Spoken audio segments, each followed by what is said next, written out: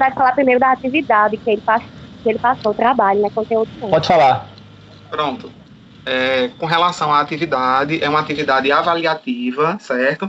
Eu estou repetindo isso porque tem alunos desblocados, tem alunos que são recém-chegados à nossa disciplina e não conhecem ainda a minha metodologia, né?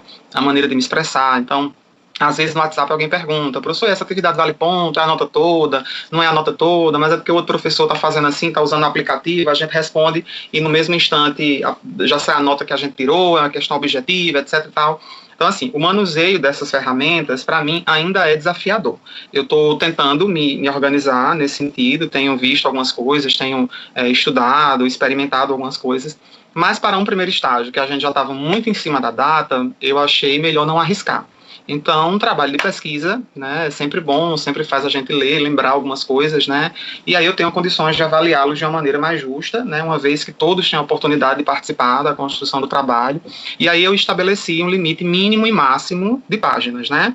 Então, vocês não precisam obedecer à risca só o mínimo, nem precisam também chegar ao máximo, né, vocês podem optar da maneira como melhor preferirem distribuir o conteúdo, tá certo? É muita coisa, é difícil sintetizar em 50 páginas, é muito difícil, então vocês vão ter que eleger aquilo que vocês, enquanto equipe, conseguem considerar como sendo mais importante, né? Então, dentro do panorama das obrigações de dar, né, o que é que eu considero mais importante considerar aqui para colocar no trabalho? Dentro de uma obrigação de não fazer, o que é importante eu dizer para colocar aqui no trabalho e como é que eu vou fundamentar isso? Eu vou citar todos os artigos do código ou eu vou prestigiar aqueles que melhor identificam cada caso, cada assunto que eu estou abordando, né? No tocante àquela primeira parte de introdução, características, né, direitos reais, elementos da relação obrigacional, eu vou falar sobre isso, igual o professor falou em quase 15 dias de aula, não, mas eu vou prestigiar em 2 parágrafos uma pequena evolução histórica, uma contextualização da obrigação no Brasil, eu vou apresentar algumas características, eu vou citar um conceito de um autor, né? Então, eu estou dizendo isso para que vocês fiquem mais tranquilos, menos ansiosos com relação a essa pesquisa, tá certo? Então, vocês têm liberdade enquanto equipe de decidir. Os assuntos, eles têm que ser tratados, né? Mas aí vocês decidem se vão dar lugar, né, um espaço maior para um assunto maior, um espaço menor, aquele assunto menor, se vocês vão optar por não falar sobre um determinado assunto ou coisa porque o limite de páginas não permite, exercitar o poder de síntese, então não ficar repetindo muitas coisas sempre, né? Lembrar de fazer as referências, né, quando for fundamentado em lei e também em autores. E aí, com relação à eleição desses conteúdos, eu vou deixar a critério de vocês, porque senão eu corro o risco de dizer que todos os conteúdos são importantes, né? Então, se eu dei em sala de aula, todos são importantes, mas eu quero a percepção de vocês. Então, se vocês entendem que perecimento e deterioração é algo importante de se dizer nas obrigações de dar coisa certa, então é uma percepção de vocês. Outra equipe pode entender que não. E é isso que vai me fazer conseguir avaliar o trabalho, né? Vai ser a maneira como ele foi construído, a maneira como ele foi concluído, né? A criação e a resolução da situação-problema, do caso prático, que eu coloquei lá no final, tá certo? E lembrando que a nota é para a equipe, tá certo? Então, como é um trabalho feito a muitas mãos, né? É bom que vocês escolham alguém para padronizar, colocar direitinho na mesma fonte, no mesmo espaçamento, né? No mesmo estilo de letra, né, fazer a capinha direitinho e tal, reunir todos esses documentos, já que à distância cada um está trabalhando de um lugar, né, alguém para fazer uma leitura final, para saber se as partes realmente estão condizentes, né, coerentes, porque às vezes alguém escreve no verbo tal, outra pessoa escreve no verbo tal, alguém escreve, enfim, né, e fica aquela misturada toda. E é isso, tá certo? Não tem nenhum mistério, o pessoal do primeiro período tá arrasando nos trabalhos, pedi a mesma coisa, inclusive eu reduzi, porque a turma lá é menor, então eu coloquei em duplas, e eles já fizeram, já mandaram, entendeu? Trabalhos muito bons. A turma de Direito Civil 1 também já, a mesma coisa, assim como vocês, eu dividi em equipes até menores, porque a sala também é menor, mas alguns já me mandaram, já enviaram também. E bem ou mal você já tem experiência com isso, né? Muitos de vocês já publicaram, muitos de vocês já fizeram muitos trabalhos na faculdade, até para os seminários, então não é nenhuma novidade, nenhum bicho de 7 cabeças, nada que vá tirar o sono ou a tranquilidade de ninguém, tá certo? Então fiquem tranquilos, e aí eu fico no aguardo do recebimento dessas atividades no prazo que foi estabelecido lá no documento e no horário também, tá certo? Salvo engano, eu coloquei 23h59, né? Da sexta-feira. Por quê? Porque eu preciso utilizar o meu final de semana para corrigir, né? E aí essa correção demanda tempo, demanda leitura, demanda avaliação, para que eu possa, né, ter as notas de vocês computadas já na semana que vem, tá certo? Então eu também preciso me organizar, eu também preciso, né, gerenciar bem o meu tempo, a minha dedicação com relação a cada disciplina, para, né, manter o controle dessas atividades, tá certo? Então todos os documentos. Que sala bonita. Isso aqui é um quarto, criatura. Tá uma bagunça aqui atrás, que eu estava deitado. Então, todos os pormenores estão lá, né, elencados, descritos no formulário. O formulário está no Sofia e também está no grupo de WhatsApp. Então, todo mundo tem acesso, seja pelo grupo, seja pelo sistema. E hoje também, tanto no sistema quanto no grupo, eu socializei o nosso segundo material, né? E o nosso segundo material trata das obrigações divisíveis e indivisíveis, né? E das obrigações solidárias. As indivisíveis... Oh, meu Deus. Tô deixando besteira. As divisíveis e as indivisíveis, a gente conseguiu ver na semana passada. Não foi no encontro que nós tivemos. Inclusive, elas são objeto também do trabalho que vocês estão fazendo, né? Acho que é. Tem lá, porque eu tô eu coloquei lá modalidades obrigacionais, e não especifiquei. Mas o primeiro estágio, ele contempla até as obrigações divisíveis e indivisíveis, tá certo? E agora nós entramos nas obrigações solidárias. Não vai dar tempo a gente ver as obrigações solidárias integralmente hoje, porque elas são uma modalidade, uma espécie de modalidade, que requer um espaço maior para discussão, certo? Ela tem regramentos jurídicos mais extensos, ela possui efeitos mais rigorosos, então a gente precisa falar sobre elas hoje e continuaremos falando sobre elas também na semana que vem, tá certo? Porque também não adianta ficar jogando conteúdo e a gente sem conseguir entender, tá bem? Então, conforme a gente vinha, né, nessa pegada desde o início da disciplina, as obrigações, elas se subdividem ou se organizam, elas são sistematizadas em classificações, não é isso? A gente teve a primeira classificação quanto à natureza do objeto, dar, fazer e não fazer, né? Não vai começar pelo quê? Pelo slide? Vou começar já por alguma coisa. Eu estou só recapitulando algumas questões. Então, a primeira classificação que nós vimos, natureza do objeto, prestação, positiva, negativa, obrigação de dar, fazer e não fazer. Beleza, né? Segunda classificação, multiplicidade de objetos. Então, com relação à quantidade de prestações, a quantidade de objetos, cumulativas, alternativas e facultativas, né? Então, se eu tenho só um credor e um devedor, porém, entre eles, vários objetos, né? Então, eu vou ter obrigações cumulativas, alternativas e facultativas, e nós falamos sobre elas também. Na semana passada, a gente entrou em uma outra classificação, que diz respeito à multiplicidade de pessoas, multiplicidade de sujeitos. Então, a questão é a seguinte: eu tenho um único objeto, porém vários sujeitos, várias pessoas envolvidas, ou vários credores, ou vários devedores, ou vários credores e devedores ao mesmo tempo, tá certo? Foi até a oportunidade em que muitas pessoas me questionaram sobre o crédito amigo, né, citando como exemplo e tal, e eu disse, gente, crédito amigo é obrigação solidária, a gente vai estudar um pouquinho mais adiante, tá certo? Então, havendo muitas pessoas na relação obrigacional, essas obrigações se subdividem em divisíveis, indivisíveis e solidárias, tá certo? As divisíveis e as indivisíveis, a gente estudou no encontro passado e eu fiz questão de colocar no material que vocês têm aí, tá certo? Então, até como forma de reforçar os pontos mais importantes, alguns dispositivos, né? Eu coloquei aí no material, espero também que vocês tenham gostado, tentei fazer, né, dessa forma bem alegre, bem animada e descontraída, para que não fique tão pesado esse momento de estudar e de ler essas normas, tá certo?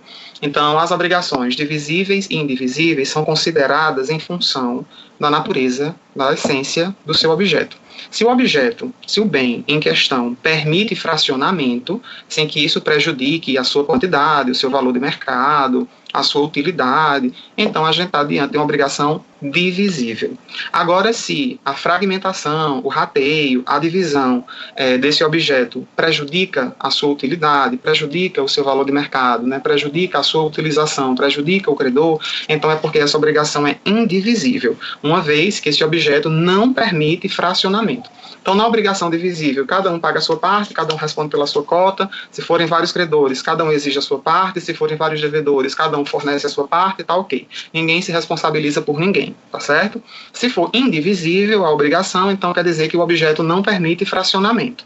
E aí ele vai ter que ser prestado por inteiro. E a lógica da indivisibilidade é a seguinte: uma pessoa, né, se forem vários devedores, uma pessoa paga o objeto, né, que não pode ser dividido, e essa pessoa subroga-se, né, no direito do credor. Então ela assume o direito do credor. E qual é o direito do credor? Cobrar, né? Então se eu e outros 3 devedores, né, devemos um celular ele é indivisível, eu não posso quebrá-lo ao meio, eu não posso quebrá-lo em 3 partes. Então eu fui lá, entreguei o objeto, porém agora na via de regresso, né, eu posso cobrar as cotas partes dos demais devedores que não forneceram. Então o celular valia quanto? Valia R$3.000. Então eu vou cobrar R$1.000 do devedor aqui, R$1.000 desse outro devedor aqui, e os outros 1.000, né, ficam correspondentes à minha parte também, tá certo? Então, embora eu tenha entregado sozinho o objeto, e qualquer um poderia ser réu numa ação de cobrança dessa, a ação de cobrança do credor poderia ser contra qualquer um desses devedores, sem prioridade, sem escala hierárquica, e essa pessoa teria que fornecer o objeto.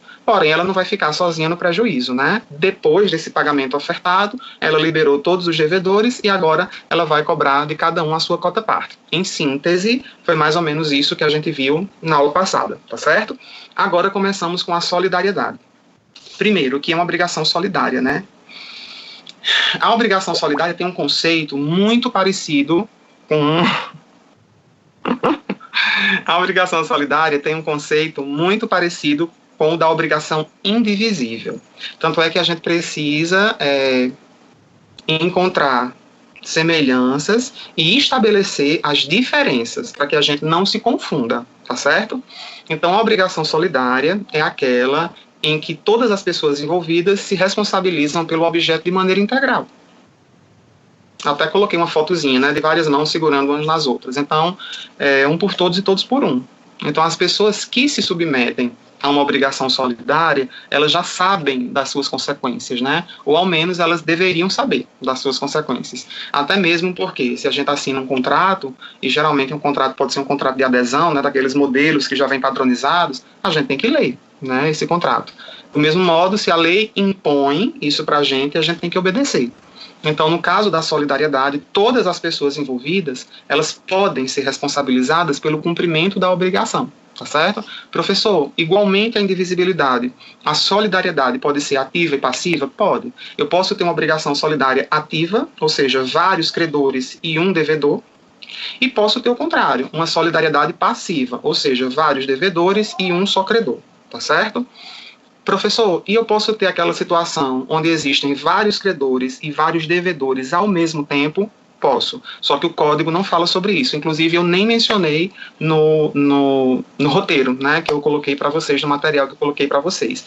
Mas essa seria uma possibilidade de solidariedade mista, onde concorrem vários credores e vários devedores ao mesmo tempo, tá certo? É possível de acontecer? É possível. É comum, é frequente acontecer? Não. Por quê? Porque a solidariedade também dá muito trabalho, tá certo? E aí não é tão comum de acontecer, mas é possível, a lei não impede a sua ocorrência, só não regulamenta, tá certo? E aí o que é que a jurisprudência nos orienta a fazer? Diante de uma solidariedade mista, a gente pega o grupo de normas da ativa, o grupo de normas da passiva e aplica no caso, já que esse grupo de normas não são conflitantes, eles não conflitam entre si, muito pelo contrário, eles se entrelaçam e se complementam. Então, com esses dois grupos normativos, a gente consegue responder e resolver a possibilidade de uma ocorrência de uma solidariedade mista, certo? Então, ativa, vários credores e um só devedor, passiva, vários devedores e um só credor, tá certo? Vejam bem, a doutrina, ela diz que é muito mais frequente, né, muito mais recorrente de acontecer, eu derrubei alguma coisa, é muito mais recorrente de acontecer uma solidariedade passiva, certo? E é por isso que a gente tem sempre em mente esse exemplo do Crede Amigo, que é a obrigação solidária brasileira mais famosa, né, que a gente tem em razão da mídia, da propaganda que foi feita, né, de ser algo do Banco do Nordeste e retrata muito da nossa realidade aqui cotidiana, mas outros bancos têm também, né, esses financiamentos, outras empresas também estabelecem, né, esses grupos de financiamento, enfim. Então, essa é uma solidariedade passiva. Por quê? Porque de um lado eu tenho banco, instituição financeira, um sujeito ativo. Este banco, pessoa jurídica, poderá cobrar de quem? De vários devedores. Então eu tenho uma solidariedade passiva e por isso a doutrina reconhece que ela é mais recorrente, é mais fácil de acontecer, porque eu tenho amplas possibilidades de consecução do meu crédito. Eu, credor, eu tenho várias possibilidades de cobrar. Eu, credor, eu tenho vários sujeitos a quem eu possa recorrer. Eu posso entrar com ação de cobrança contra um. Se esse um não conseguir me pagar, eu posso entrar com ação de cobrança contra outro. Se esse outro não conseguir me pagar, eu posso entrar com ação de cobrança contra o próximo. E assim, sucessivamente, até a completa execução da obrigação. Então, a solidariedade passiva traz mais vantagens ao credor, né? Porque ele tem essas amplas possibilidades de solver, né, a sua dívida, né? De ter o seu crédito restabelecido, né? A solidariedade ativa, ela não é tão comum assim, porque nesse caso eu vou ter vários credores e um só devedor, então são várias pessoas podendo cobrar de um a um, né? Então, aquele que cobra o todo, né, porque pode cobrar o todo, do único devedor, libera aquele devedor com relação aos demais, né, credores, mas uma vez recebendo bem, ele vai ter que repassar para os demais a sua parte em dinheiro também. Então percebam que essa dá trabalho para o credor, né? Eu, Rafael e Arthur somos credores de Thalita de uma obrigação solidária. Então Thalita foi lá e pagou a mim, tá certo? Só que Rafael e Arthur também têm interesse em receber, né? Porque somos credores, então os três podemos, né, cobrar, qualquer um dos três pode cobrar a dívida toda. E Thalita veio e pagou diretamente a mim. Então, pelo princípio chamado princípio da comunidade de interesses, né? Nós três temos interesse em comum, tá certo? Nós três temos interesse em comum. Então, o fato de eu receber sozinho não quer dizer que eu vá me beneficiar sozinho do recebimento. Eu recebo, seja o bem, seja uma quantia em dinheiro, mas aí, na via de regresso, eu tenho que passar para os demais as suas respectivas cotas, tá certo? Então, esse é um exemplo de solidariedade ativa. Quem recebe o todo, transmite para os demais as suas respectivas cotas. Professor, beleza, dá para entender, dá para ir, só um minutinho, dá para ir entendendo mais ou menos, só que essa mesma linguagem é utilizada nas obrigações indivisíveis, né? E é exatamente assim que funciona nas obrigações indivisíveis. E aí, como é que a gente consegue distinguir uma obrigação indivisível de uma obrigação solidária? Vamos lá. Primeiro, ambas as obrigações têm várias pessoas. Não é isso?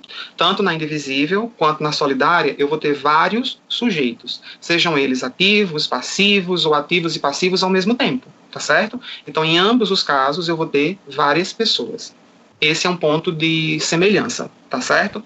Outro ponto de semelhança é a logística dessa obrigação, porque tanto na indivisível quanto na solidária, qualquer um deve o todo. Qualquer um deve o montante integral. Se forem vários credores, qualquer um pode cobrar o todo. Se forem vários devedores, qualquer um deve fornecer o que lhe foi cobrado, tá certo? Então, mais uma semelhança. Agora, como é que a gente consegue distinguir essas duas modalidades? Primeiro, a indivisibilidade, ela tem índole objetiva. O que significa isso, professor?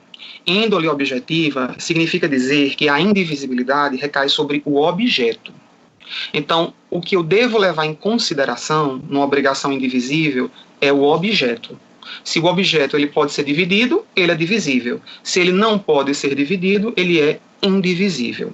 Então, a minha apreciação, a minha observação na obrigação indivisível, ela vai pairar sobre o bem. Tá certo?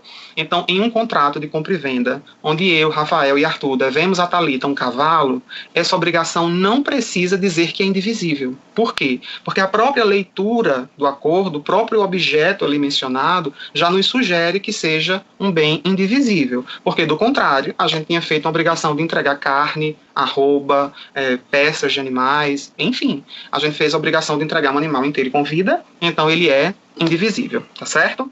Já na solidariedade, ela possui uma índole subjetiva. Subjetiva vem de sujeito, de pessoa. Então, a solidariedade recai sobre as pessoas, independentemente do bem ser divisível ou não.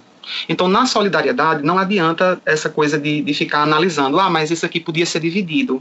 Mas se fosse rateado entre as partes, não teria problema. Não. Se é solidária, então recai sobre as pessoas e não sobre o objeto, tá certo? Então, as pessoas, elas se comprometem em solidariedade independentemente do objeto acordado. Então, eu posso ter acordado um objeto que é perfeitamente divisível. Então, 3 pessoas estão devendo uma coleção composta por 30 livros, mas eles assinaram esse contrato em solidariedade. Pergunto a vocês, se cada pessoa fornecesse 10 livros dessa coleção, havia prejuízo para o credor? Não, não deixaria de ser 30. Só que no contrato, eles estabeleceram em solidariedade.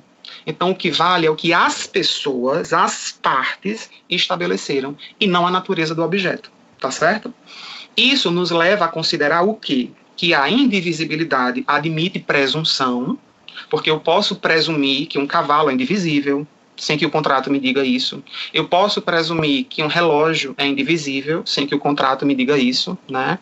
Eu posso presumir que uma obra de arte, um quadro, é indivisível, sem que o contrato me diga isso, mas eu não posso presumir solidariedade.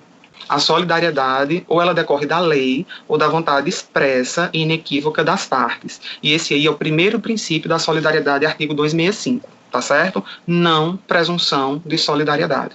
A solidariedade ou decorre da lei, ou a lei diz e se pronuncia, essa daqui é uma responsabilidade solidária, essa daqui é uma obrigação solidária. Ou então, o contrato tem que estabelecer isso de maneira expressa.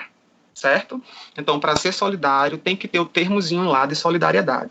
Professor, mas eu tenho que nomear essa palavra solidariedade? Não necessariamente, certo? Os doutrinadores, eles indicam que a gente pode utilizar outras palavras, mas que identifiquem a vontade das partes de terem ali estabelecido um acordo de solidariedade. Por exemplo, solidariamente, in solidum, pelo todo, né? De forma solidária, tá certo? Então, isso repita, por favor, a pergunta. Não deu para ler. Então, isso vai diferenciar, né, uma obrigação indivisível de uma obrigação solidária. Então, na solidariedade, eu preciso estabelecer isso de maneira... Então, podemos dizer que... Sim, ok, alguém já respondeu, beleza. Então, na solidariedade, eu preciso ter essa menção no contrato. Na indivisibilidade, não, porque o próprio objeto já me diz isso, tá certo? Outra questão diferenciadora. Não sei se vocês vão se lembrar, mas na semana passada, mas na semana passada eu disse a vocês o seguinte: perde a qualidade de indivisível a obrigação que se resolve em perdas e danos, tá certo? Perde a qualidade de indivisível a obrigação que se resolve em perdas e danos. Não foi isso que eu falei? Pronto. O que é que isso quer dizer? Eu, Rafael e Arthur devemos a Luzia um animal. Essa obrigação é solidária ou é indivisível? Não respondam porque eu não vou conseguir acompanhar. É indivisível, tá certo? Por quê? Porque o contrato não mencionou expressamente a solidariedade e quando a gente analisa a natureza do bem, a gente consegue compreender que ele não é suscetível de fragmentação, tá certo? Só que o que é que aconteceu? Eu, devedor do bem, matei o cavalo de fome e sede. Então, qual é a resolução contratual nessa questão? Resolve-se em perdas e danos, equivalente em dinheiro em cima do valor do bem, mais a indenização por perdas e danos. Ambas, né, as indenizações, né, o equivalente e as perdas e danos, são equações em dinheiro, e dinheiro é divisível, não foi isso? Então a obrigação que era indivisível, porque era um animal, deixou de ser indivisível, porque agora o animal não existe mais. Então o que existe é uma soma em dinheiro, e aí cada um vai pagar a sua parte, tá certo? Na semana passada até me perguntaram: professor, mas as perdas e danos só recaem sobre o culpado? Só recai sobre o culpado, tá certo? Com relação ao equivalente, a gente divide esse equivalente de forma igual por todos os devedores. Isso a gente viu semana passada, tá gravado em algum lugar aí que vocês gravaram, tá certo? Então, na obrigação indivisível, ela perde essa qualidade quando se resolve em perdas e danos. Então, o cavalo que eu, Rafael e Arthur devíamos a Luzia, se perdeu por culpa minha e custava 30 mil reais. Então, eu arco com 10 mil, Rafael arca com 10 mil, Arthur arca com 10 mil, que é o valor equivalente ao bem. E as perdas e danos recaem somente sobre quem agiu culposamente. Então, se eu agir culposamente e dei causa à perda desse bem, então eu responderei pela indenização que será fixada pelo juiz. Professor, e se todos agiram, né, com perdas e danos, né? Se todos agiram com consciência para poder deteriorar, estragar, matar esse bem, enfim, exterminá-lo. Então, todos respondem em partes iguais pelo equivalente e todos respondem em partes iguais pelas perdas e danos também. Ok, isso é obrigação indivisível, certo? Agora, na obrigação solidária, os efeitos, eles são mais extensos, eles são mais rigorosos. Então, na obrigação solidária, mesmo quando o objeto se perde, a solidariedade, ela subsiste, sobrevive, continua existindo, certo? Então, aquele valor equivalente eu posso cobrar por inteiro de qualquer uma das pessoas que estejam ali envolvidas, tá certo? Então, ao passo que a indivisibilidade perde a qualidade de indivisível e volta a ser divisível, a solidariedade se mantém em uma mesma situação. Então, imaginemos que esse contrato entre eu, Rafael e Arthur, com Luzia, um contrato de compra e venda, a gente tem estabelecido um contrato de compra e venda em solidariedade. Aí agora eu pergunto a vocês, essa obrigação é indivisível ou ela é solidária? Não respondam, ela é solidária. Por quê? Porque o contrato diz de maneira expressa. Não é isso? Pronto. Professor, mas qual a lógica de se estabelecer uma obrigação solidária se a indivisibilidade produz efeitos tão parecidos? Se resguardar. A obrigação solidária, ela é muito mais vantajosa para o credor. Como eu disse a vocês no início, né? A gente pode cobrar de um, de outro, até que se esgotem as possibilidades. E se esse bem se perde, nessa mesma situação, por culpa minha, o equivalente quanto era? 30 mil reais. O credor poderá cobrar esses 30 mil reais por inteiro de qualquer um dos devedores.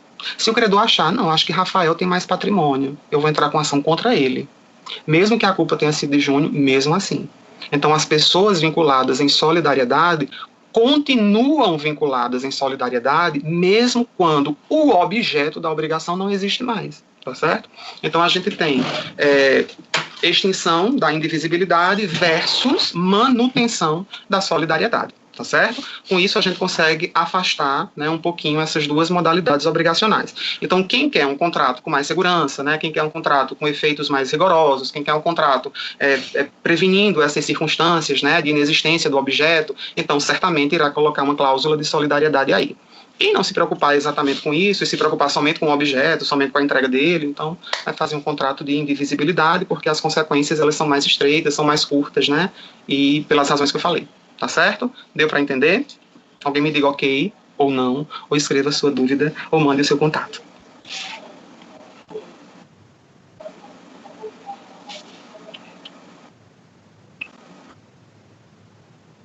Tá ótimo, tá. Obrigado. Eu não sei porquê, mas às vezes eu tenho a impressão que vocês deixam esse negócio gravando, deixam esses bichos entram aqui no grupo e vão lá pra cozinha conversar. Fala, meu Deus, ele tá vendo a gente. Mas eu tava procurando Enfim, voltando, né? Aí a gente começa a prosseguir com o diálogo da solidariedade através dos princípios. E a gente tem, inicialmente, 2 princípios norteadores da obrigação solidária. Eles estão elencados nos 2 primeiros artigos da obrigação solidária, que são, respectivamente, o artigo 265 e o artigo 266, né? Até também coloquei naquele material de estudo para vocês, né? O artigo 265 diz que a solidariedade, ela não se presume. Ou ela resulta da lei, ou ela resulta da vontade das partes, né? E essa vontade das partes estará expressa onde? No contrato, certo? Aí primeiro vem aquelas perguntas de sempre, né? Aquelas dúvidas de sempre. Professor, mas se o contrato não é escrito, professor, gente, ponto 1, né? Quem vai fazer um contrato dessa natureza vai fazer ele escrito, certo? Então, se alguém está querendo se resguardar, né, fazendo um contrato com consequências tão rigorosas, essa pessoa vai se resguardar registrando esse contrato, tá certo? Se eventualmente acontecer o contrário, né, dessa pessoa não ter registrado e ainda assim procurar validar esse contrato, ela vai precisar comprovar que esse contrato aconteceu e de que aconteceu nesses termos, tá certo? Então, como o ônus da prova cabe a quem acusa, então se aquela pessoa está refutando, né, que o contrato, enfim, é de solidariedade, etc e tal, então ela vai ter que ter algum instrumento de provar isso. Uma gravação, um e-mail, né, uma testemunha, enfim, algum indicativo, né, que o juiz considere, né, como sendo ali o estabelecimento de uma obrigação solidária. Mas como a própria lei expressa isso, né, lei ou vontade das partes, então é mais seguro, né, que as partes estabeleçam isso contratualmente, tá certo? E aí vocês me perguntam, professor, e com relação à lei, quando é que a lei vai se pronunciar?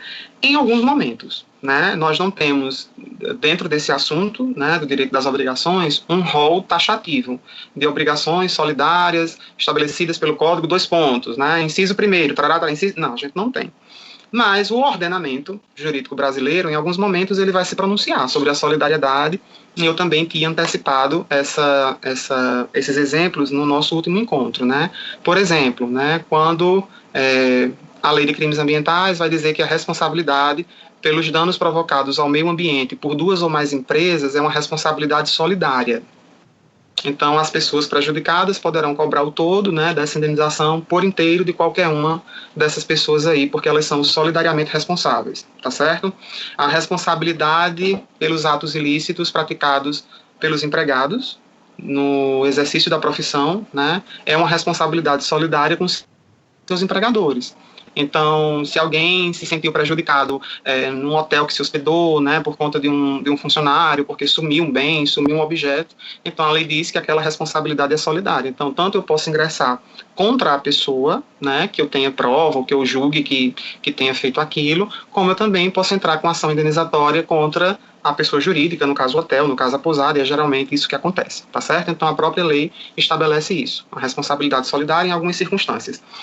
Nesse caso da responsabilidade solidária, é preciso que a gente entenda também que há uma mecânica para isso, né? Então, o devedor da obrigação solidária, se forem vários devedores, né, ele pode ser cobrado por inteiro, de forma integral, né? Essa é uma prerrogativa da obrigação solidária, mas isso não quer dizer que ele não possa cobrar dos outros as suas cotas. Então, por isso que eu disse que é uma logística muito parecida com a obrigação indivisível, tá certo? E por isso que eu apresentei esses elementos de distanciamento. Mas o dia a dia, o métier, né, o passo a passo da obrigação solidária é de fato muito parecido com o da obrigação indivisível. Só há aquelas distinções que eu mencionei para vocês quanto ao rigor e à extensão dos seus efeitos, tá certo? Então, se um devedor de obrigação solidária pagou todo, né, ele pode perquerir os demais as suas respectivas cotas também na via de regresso, tá bom? Então, vencido esse primeiro princípio, não presunção de solidariedade. Ou está na lei, ou está na vontade expressa e inequívoca das partes. Artigo 265. O artigo 266, ele é um pouquinho mais complexo. Tanto é que eu usei 2 páginas, né? Aliás, usei uma página a mais para poder tentar explicar algumas palavrinhas que contém nele, né? E aí vocês vão acompanhando e me corrijam se eu estiver errado com relação à dicção do artigo. O artigo 266 vai dizer o seguinte: a obrigação solidária pode ser pura e simples para um dos cocredores ou codevedores, condicional ou a prazo, ou pagável em lugar diferente para outro. E esse artigo, ele consubstancia o princípio da variabilidade da obrigação na solidariedade, certo? Então, a obrigação solidária, ela pode variar de pessoa para pessoa, sem que isso comprometa o seu status de solidariedade, sem que isso comprometa o seu vínculo de solidariedade, sem que isso comprometa a sua finalidade de obrigação solidária, que é qual? Cobrar o todo, poder exigir o pagamento integral, tá certo? Então, quando o artigo diz o seguinte: a obrigação solidária pode ser pura e simples. Aí eu tenho que entender o que é uma obrigação pura e simples, né? Uma obrigação pura e simples é aquela que não está subordinada a nenhum obstáculo. Então eu posso cobrar ela, exigir ela imediatamente, desde logo, certo? Logo que contraída. Como, por exemplo, uma obrigação de compra e venda à vista.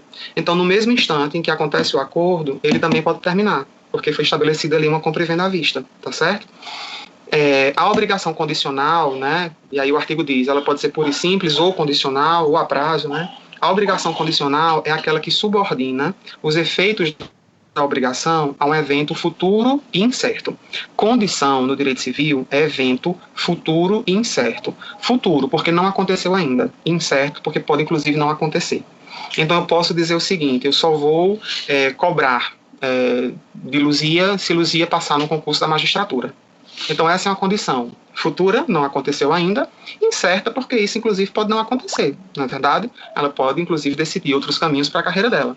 Eu vou cobrar de fulano se ele passar no vestibular, né? Então essa pessoa pode ser aprovada no vestibular, como também pode não ser aprovada, né? Então isso é condição, é um evento, um acontecimento que ainda não ocorreu, por isso é futuro, né? E incerto, né? Porque pode inclusive não acontecer. Prazo, geralmente os autores também utilizam a expressão termo, certo? Então, quando vocês virem algum livro, né, ou em alguma questão de internet, obrigações a termo, né, geralmente são obrigações a prazo. E prazo é um evento futuro e certo. Não chegou ainda, mas eu sei quando chega. Então, a obrigação ela tem uma data. Ela é para ser fornecida no dia 30 de dezembro de 2020. Então, aquele é um evento futuro, não chegou ainda, mas é certo que ele chegue, né? A não ser que alguém morra, né? Então, quem viver, verá, né? Então, a data chega. Então, obrigações a prazo, obrigações com data pré-fixada no contrato, tá certo? Então, essa obrigação, repetindo a dicção do artigo 266, tá certo? Ela pode ser pura e simples, para um dos cocredores ou codevedores, ou condicional, ou a prazo, ou pagável em lugar diferente. Então, eu posso estabelecer, a depender das pessoas envolvidas, vários lugares de pagamento. Se eu, Arthur e Rafael somos devedores de Luzia, no contrato, que com relação à cobrança de Júnior, receberei. Não estou ouvindo nada. Nada, nada, nada. Não sei nem quem é. No caso de Luzia, ser credora de mim, de Arthur, vou repetir. Sem que isso comprometa a possibilidade que eu tenho de cobrar o todo. Então, eu posso estabelecer, por exemplo, Luzia credora e eu e os dois meninos devedores, né? Para a gente não fugir do exemplo. Esse contrato foi estabelecido em solidariedade. Aí Luzia diz: Júnior, para você a obrigação é pura e simples, é à vista, eu posso cobrar a qualquer momento. Colocou isso no contrato. Rafael, para você a obrigação é a prazo. A prazo quando, Luzia? Dia 30 de dezembro de 2020. Certo. Arthur, para você a obrigação é condicional. Eu só vou cobrar de você se você continuar na Prefeitura de Souza o ano que vem. Entendeu? Então, é um evento futuro incerto. Condição, evento futuro incerto. Não aconteceu ainda e pode, inclusive, não acontecer. Tá certo?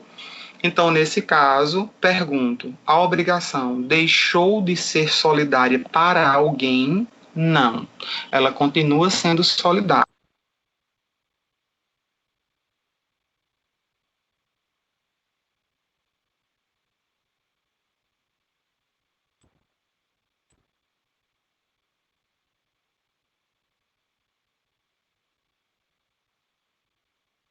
De Rafael, ela pode cobrar por inteiro? Pode. Quando? Quando chegar a data, dia 30 de dezembro. De Arthur, ela pode cobrar por inteiro? Pode. Quando? Quando acontecer, se acontecer, a condição que ela estabeleceu. A mesma coisa acontece com relação ao domicílio. De mim, ela pode cobrar por inteiro? Pode. Onde? No meu domicílio, porque foi estabelecido no contrato.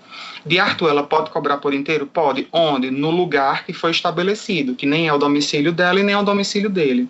E de Rafael, ela pode cobrar por inteiro? Pode. Onde? No domicílio dela, porque ela preferiu estabelecer isso no contrato. Esse artigo, ele só, assim, não é que ele só sirva, ele serve para muita coisa, né? Inclusive, por causa dele, a gente está falando aqui de uma penca de conteúdo.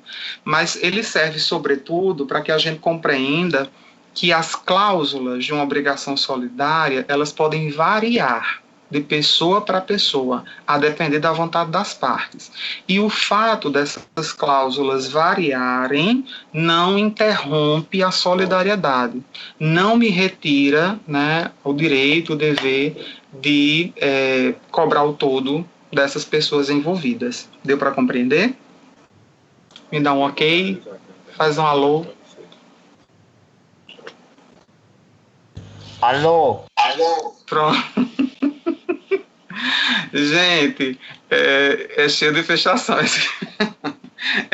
Esse último é o 266, tá certo? Pessoal, com relação a os efeitos, né? Aí o código ele vai dividir esses efeitos em dois grupos, né? Solidariedade ativa e solidariedade passiva, tá certo? Então, em se tratando da solidariedade ativa, primeiro eu vou ter o quê? Vários credores e um só devedor, não é isso? Então, qualquer um desses credores poderá cobrar do único devedor a dívida por inteiro. É por isso que os autores dizem que essa solidariedade ativa ela é mais difícil de acontecer, né?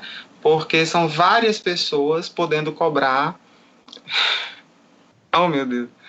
Chique é Rafael mesmo, viu? Toda certeza. No Rio de Janeiro, entendeu? Você tá por fora, vocês estão por fora, minha gente. É muito luxo. Agora pergunta onde foi que eu passei, mulher? Em quarentena, em casa. Enfim, voltando. Com relação a esse grupo de efeitos, né, na solidariedade ativa, nós temos a presença de vários credores e um só devedor, não é isso? De modo que qualquer um desses credores pode exigir do único devedor a dívida total. E repito, é por isso que os autores dizem que essa é uma obrigação não tão frequente, não tão recorrente, né? Não tão recorrente, por conta do trabalho que dá para o credor, né? Então imaginem, eu posso cobrar de um único devedor a dívida toda, só que eu tenho outras pessoas comigo interessadas em receber aquele objeto, aquela prestação. E aí, uma vez recebido esse objeto, eu vou ter que passar, né, para os outros as suas respectivas cotas, né, as suas respectivas porções. Eu vou tentar abrir aqui o arquivo que eu mandei para vocês, só para eu ir acompanhando direitinho, porque eu acho que tem uma questão que fala sobre sucessão, né? Princípio já foi, solidariedade ativa. Pronto. Cada um dos credores solidários tem o direito, né, de exigir o cumprimento da prestação por inteiro, é o artigo 267, tá certo? É o artigo 267, eu coloquei no slidezinho de vocês no material, e com relação a esse artigo, não nos resta muitas dúvidas, né, porque ele basicamente ele é autoexplicativo. Então, o artigo 267 vai dizer, cada um dos credores solidários, uma vez que a gente está na solidariedade ativa, né, cada um dos credores solidários tem direito a exigir do devedor o cumprimento da prestação por inteiro. Então, qualquer um desses credores, são vários, podem ser 3, 4, 5, 10, 15, enfim. Então, qualquer um deles tem o direito de exigir do devedor o cumprimento dessa prestação por inteiro. Isso, exatamente nessa parte. O artigo 268.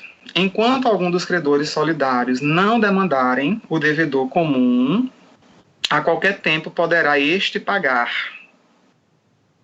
Termina aí? Termina. Pronto, aí eu coloquei um significado, né? Atenção, demandarem pode significar cobrar judicialmente, vem de demanda judicial, né? Coloquei a explicaçãozinha para vocês. Então, enquanto algum dos credores não cobrar judicialmente, e como é que a gente cobra, judicialmente? Ação de cobrança, né? Então, enquanto um desses credores não ajuizar a ação de cobrança contra o devedor, esse devedor pode pagar a qualquer um. Pagando a qualquer um, está pagando bem. Recebeu seu recibo, recebeu sua quitação, obrigação, tá ok, me livrei, paguei o que eu devia, tá certo? Agora, após o ajuizamento da ação de cobrança, a partir do momento em que um desses credores ajuizou uma ação de cobrança, então esse devedor só pode pagar a este credor que ajuizou a ação. Tá certo? Por quê? Por força de um princípio chamado princípio da prevenção. Prevenção vem de prevenir. Então, a doutrina indica que aquele que saiu na frente, né, aquele que cobrou primeiro na justiça, ele foi precavido e, portanto, ele tem o direito de receber prioritariamente essa prestação. Então, a partir do momento em que eu sou citado numa ação de cobrança, né, em que eu recebo uma ordem judicial para comparecer ou para pagar alguma coisa, né, e se envolve uma obrigação solidária, então eu só devo pagar, eu só devo fornecer, né, para a pessoa que entrou com a demanda contra mim. Antes dessa demanda acontecer, ou seja, antes dessa ação existir na justiça, eu, devedor, posso pagar a qualquer um dos credores. A partir do momento que essa ação acontece, eu só devo pagar ao autor da ação. Tá certo? Pronto. O artigo 269. O pagamento feito a um dos credores solidários extingue a dívida até o montante que foi pago. Eu coloquei uma observação. Se foi pago tudo, evidentemente a dívida toda, né, estará extinta. O artigo 269, ele abre uma discussão para que a gente entenda o seguinte. A solidariedade para o devedor é um dever. Então, os devedores que contraem a solidariedade, eles se obrigam e, portanto, eles assumem esse dever. Para o credor, a solidariedade é um direito. Então, ele pode exigir o todo. Não significa que ele deva exigir o todo. Entendem? Então, imaginem o seguinte: eu, Arthur e Rafael, somos credores de Gabi, né? Nós somos credores de Gabi pela quantia de R$30 mil. Credores solidários, certo? E aí a solidariedade diz o seguinte: qualquer um dos credores pode exigir do devedor o cumprimento da dívida integral. Aí eu, muito mais apertado do que os meninos, evidentemente, fui lá e entrei na justiça para poder cobrar de Gabi, né? E aí exigi o pagamento integral da dívida, que é o quê? R$30 mil. Aí Gabi olha e diz: Júnior, 30 mil eu não tenho não. Agora eu tenho 29.997. Aí eu olho para esse dinheiro e digo: ai meu Deus, eu não posso receber uma parte. Ou eu pego esse dinheiro, entendeu? Então, por isso que para o credor, a obrigação ela é um direito. Então, ele pode exigir o todo. Mas ele também pode, né, aceitar receber uma parte. Então, é liberalidade, né, desse credor decidir isso. Então, se ele recebeu, né, uma parte, então a dívida foi extinta até o montante que foi pago. Se ele recebeu o todo, a dívida foi extinta integralmente, tá certo? É isso que quer dizer esse artigo 269. E o artigo 270, né, diz o seguinte: se um dos credores solidários, é esse que fala sobre a sucessão, certo? Se um dos credores solidários falecer deixando herdeiros, cada um desses herdeiros terá direito a exigir e receber a cota de crédito que corresponde ao seu quinhão hereditário, salvo se a obrigação for indivisível, né? E aí, na página seguinte, eu tentei explicar, né, um pouquinho desse artigo 270, porque a gente tem algumas palavrinhas que não são do nosso habituê, né? Que não são habituais nossas, né? Então, primeiro, cota de crédito, né? Cota de crédito é parte do crédito, né? Aquilo que me cabe, né? É aquilo que me cabe enquanto porção que eu tenho direito, né? Falei sobre quinhão hereditário, né? Então, quinhão hereditário significa a parte que me cabe de uma herança. Eu tenho direito a um quinhão, eu tenho direito a uma porção, né? Hereditária. Então, primeiro, a solidariedade ela não se... Essa é a primeira coisa que o artigo quer dizer, né? O artigo 270, tá certo? Então, João, José e Francisco, meu pai, são credores solidários de Tiago, certo? Então, Tiago é devedor de uma obrigação solidária desses três credores, ok? Então, meu pai é falecido, por isso que eu citei um exemplo com ele, tá certo? E aquilo que meu pai podia cobrar de Tiago incorpora o patrimônio dele, concordam? Então, quando meu pai morreu, ele pode ter me deixado fazendas, ele pode ter me deixado automóveis, ele pode ter me deixado propriedades, ele pode ter me deixado, enfim, né, vários bens, e me deixou um direito de crédito, que é o crédito que ele tinha a receber, né, de Tiago. Então, nesse caso, eu vou ocupar o lugar dele na obrigação solidária, porque esse crédito incorpora o patrimônio que ele deixou para mim. Só que uma vez entrando nessa relação, eu não entro como credor solidário. A solidariedade não se estende até mim. Então, meu pai e os outros dois amigos dele estavam podendo cobrar de Tiago a quantia de R$30 mil de maneira solidária. E aí meu pai veio a falecer. Aí eu liguei para o amigo 1, né? Fulano, tu não vai cobrar aquela dívida? Não, rapaz, pai não me deixou nada, e eu estou passando a necessidade, só tenho esse crédito para receber, já passou da data. Ah, eu estou na Europa, estou casando a minha filha, eu só vou daqui a 6 meses, eu não vou pensar nisso agora não. contacto o outro. Fulano, tu não vai cobrar aquela dívida não, que o pai tinha, tu e ele junto com o Tiago. Tiago é o devedor, a data já chegou, estou passando necessidade. Não, rapaz, eu agora estou em processo de divórcio, separação, estou resolvendo um monte de coisa, mudança, só vou ter tempo de olhar isso aqui daqui para o mês que vem, etc e tal. Então, nesse caso, eu, herdeiro, posso cobrar de Tiago, mas eu só vou cobrar de Tiago aquela parte que me cabe de herança. Então, se a dívida era 30 mil reais, né, Tiago deveria pagar esses 30 mil reais a qualquer uma dessas pessoas, a mim ele só vai pagar 10, certo? Então, eu só posso cobrar de Tiago aquilo que atinge as forças da herança que me foram deixadas, né? Ou seja, o meu quinhão era hereditário. Então, eu não vou cobrar de Tiago todo, né? Porque a solidariedade não se estende a mim. A solidariedade era do meu pai, do Decujos, né? Então, no meu caso, eu vou cobrar somente a parte que me cabe da herança, certo? Professor, Oi. no caso, o filho do o filho do devedor não pode ser cobrado, mas pode cobrar. Do credor, pera, não, do credor. Credor. Credor cobra. Eu não cheguei no devedor ainda não. Não, então, por exemplo, se o senhor é meu pai, o senhor morre, eu posso cobrar as dívidas que as pessoas têm com o senhor.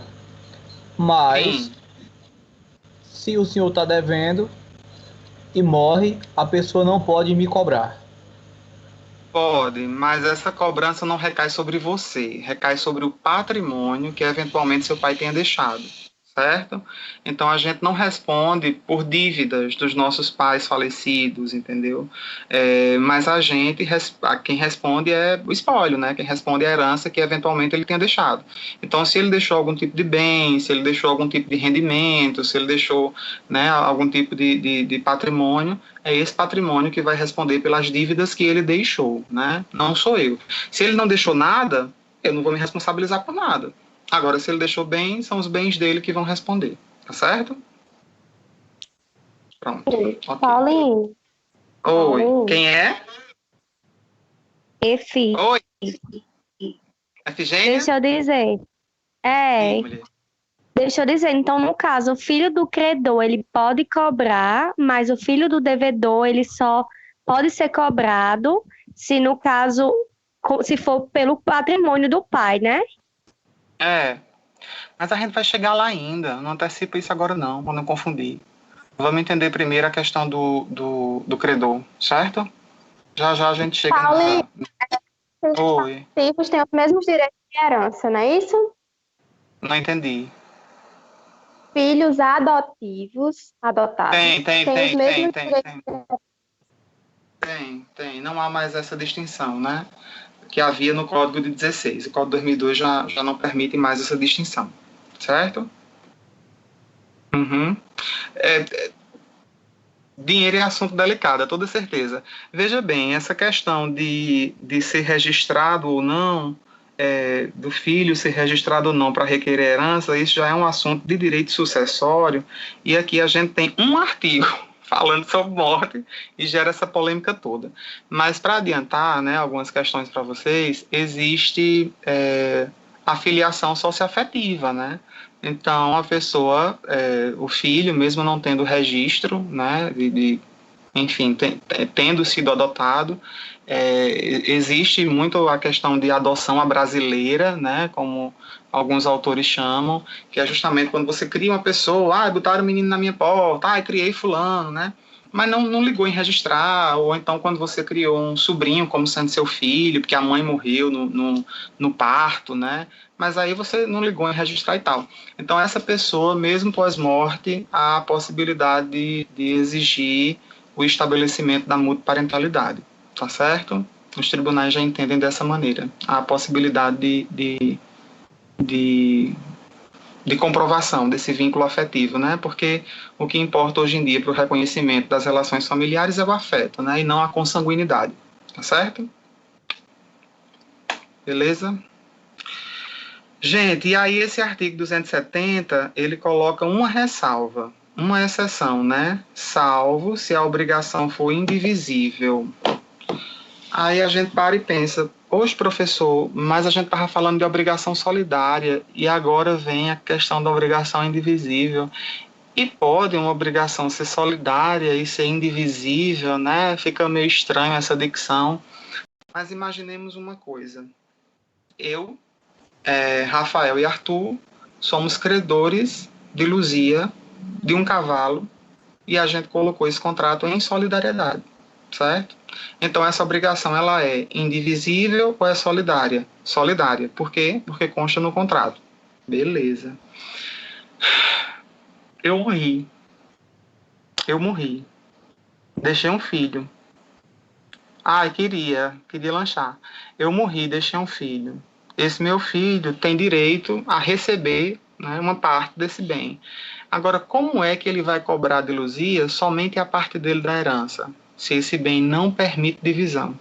Aí ele vai chegar para Luzia e dizer: Luzia, a obrigação é solidária, mas como a solidariedade não se transfere para mim, eu vim aqui cobrar a parte do meu pai, que é a cabeça do animal. Ou então eu vim aqui cobrar a parte do meu pai, que é a perna do animal. Poder tornar esse objeto, né, esse bem, em dinheiro, né, e dividir com os demais. Com os outros, perfeito.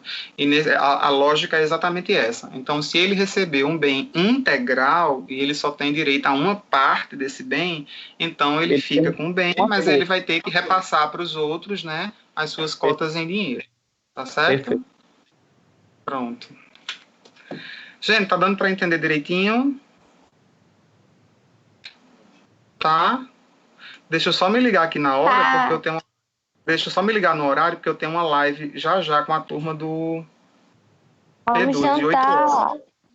De 8 horas. A gente tem live também, de 8h20. Então eu vou fazer o seguinte...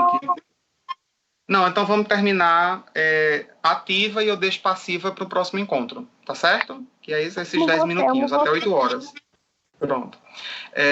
O artigo 271 diz o seguinte: convertendo-se a prestação em perdas e danos, subsiste. Subsistir significa o quê? Sobrevive, certo? Eu digo isso porque quando eu faço questão de marcar que tem essa palavra, subsistir, há quase 10 anos eu ensino direito das obrigações. E em toda prova de segundo estágio tem alguém que me pergunta: professor, como assim subsistir? Vamos lembrar, gente, da agricultura de subsistência, o quê? Agricultura de sobrevivência, não é isso? Então, subsistir, continuar existindo, ela se mantém, ela sobrevive, né? Então, convertendo-se a prestação em perdas e danos, subsiste para todos os efeitos a solidariedade. E eu coloquei uma observação em vermelho no material de vocês. Ou seja, se o objeto se perder culposamente, a solidariedade continua existindo. O devedor terá que pagar o montante em dinheiro equivalente e perdas e danos e na indivisibilidade, de uma só vez, o que não acontecia na indivisibilidade, né? Então, na indivisibilidade, se o objeto se perdesse, esse devedor iria pagar a cada credor a sua respectiva porção, a sua respectiva cota, né? Assim, já na solidariedade, se o objeto se perdeu e são vários credores, qualquer um desses credores pode exigir desse devedor o equivalente de forma integral, mais as perdas e danos, né? Só do devedor, só, porque só tem um, né? Então eu estou em ativa, são vários credores e um devedor. Então se a prestação se perdeu culposamente, quer dizer o quê? Que esse devedor deu causa, né, ao perda, né, do objeto. Então ele vai responder de forma integral pelo equivalente e pelas perdas e danos, tá certo? Artigo 272, o credor que tiver remetido a dívida, lembrem-se sempre do Pai Nosso, gente, a remissão dos pecados, é o quê? O perdão dos pecados, né? Então, remissão significa perdão, e o credor, ele tem essa liberalidade, né? Ele pode remitir a dívida, ele pode perdoar essa dívida, tá certo? Então, o credor que tiver remetido a dívida ou recebido o pagamento, responderá aos outros pela quantia que lhes caiba.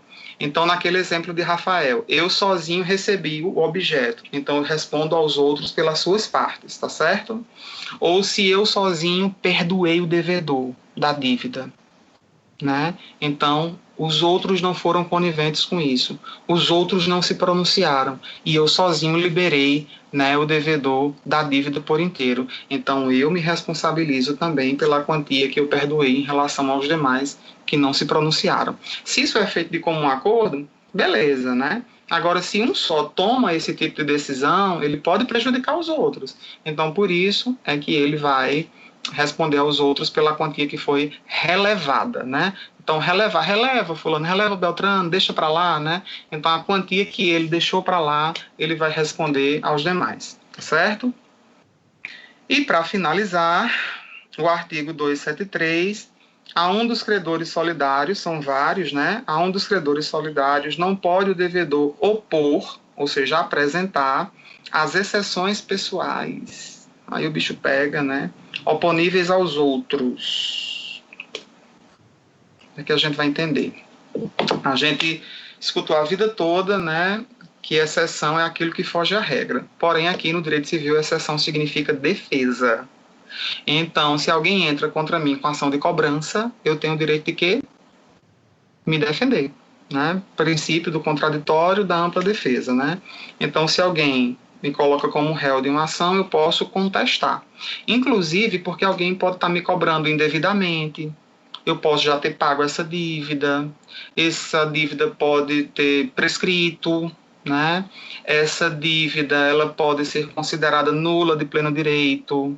Então, várias coisas podem acontecer e podem dar margem, né, para que eu apresente as minhas defesas, né, as minhas exceções.